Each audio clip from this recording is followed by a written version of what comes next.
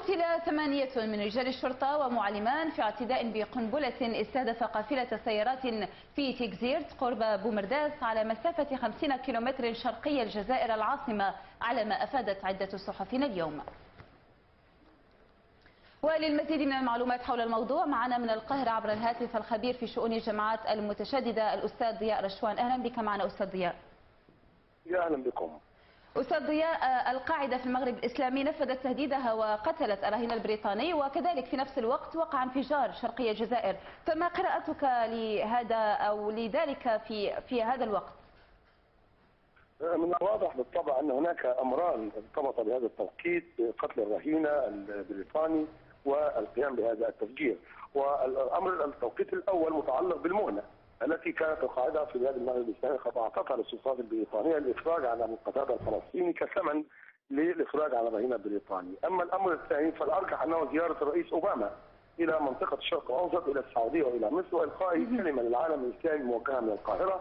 فلعل القاعدة تريد بهذا التوقيت، وهو نفسه الذي أعلن فيه أيمن الظواهري بالأمس كما أشرتم في الخبر الأول عن توجيه رسالة إلى الشعب المصري، واليوم أيضا أسامة بن لادن رسالة أخرى. القاعدة تتحرك شفويا وعمليا ربما لكي تضع قضيتها وتضع نفسها في بداية النشرات الإخبارية، ولكي ربما تؤثر كما تعتقد على زيارة أوباما إلى المنطقة العربية. نعم أستاذ ضياء، يعني وقوع هذا الانفجار وكذلك تنفيذ التهديد، هل هذا دليل أن القاعدة في المغرب الإسلامي بدأت تجمع صفوفها من جديد؟ لا شك أن القاعدة في المغرب الإسلامي لديها بعض القوة التي تحتفظ بها حتى الآن. قوة القاعدة الرئيسية في المغرب الإسلامي تتركز في منطقتين: المناطق التي تتركز فيها قوات القاعدة في جبال شرق الجزائر، وأيضا الصحراوات المحيطة بالمناطق الجنوبية والغربية للحدود الجزائرية، سواء في مالي وتشاد وفي مالي وموريتانيا والنيجر. وفي هذه المناطق تم اختطاف الرهائن الأربعة الغربيين، والذين اثنين منهم وقتل واحد، ولا زال هناك سويسري.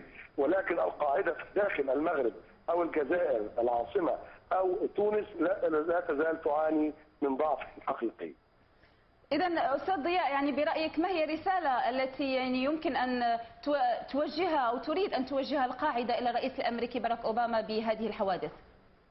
هذه الرسالة واضحة لا مراء فيها، وهي أن القاعدة تقول أننا هنا موجودون في أفغانستان وباكستان وفي منطقة الحدود بين البلدين في وادي سوات ومنطقة وزيرستان عبر رسائل أسامة بن لادن وأيمن الظواهري، وتريد أن تقول نحن أيضا متواجدون في منطقة المغرب العربي والبلدان الإفريقية المتاخمة له، كما أعلنت بذلك عن طريق قتل الرهين البريطاني وتفجير الجزائر. نعم. في جملة واحدة تريد أن تقول للرئيس أوباما أننا لا زلنا موجودون ولا زلنا نستطيع أن نؤثر في سير الأحداث. نعم أستاذ ضياء، كما ذكرت أن الهجوم الذي هاجمه أسامة بن لادن وأيمن الظواهري كان شفويا، ولكن هل هذا دليل أن يمكن أن تنفذ القاعدة يعني أي هجوم آخر أو أي رسالة أخرى للرئيس الأمريكي بعد هذا الهجوم الشفوي؟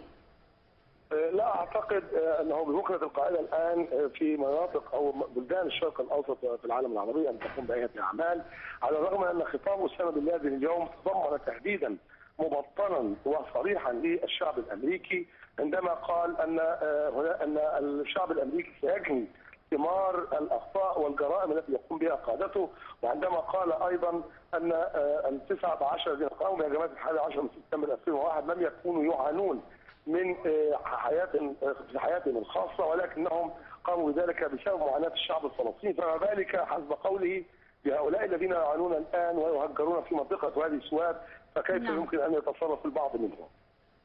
نعم الأستاذ ضياء رشوان في شؤون الجماعات المتشددة حدثنا من العاصمة المصرية القاهرة، شكرا جزيلا لك على هذه المداخلة.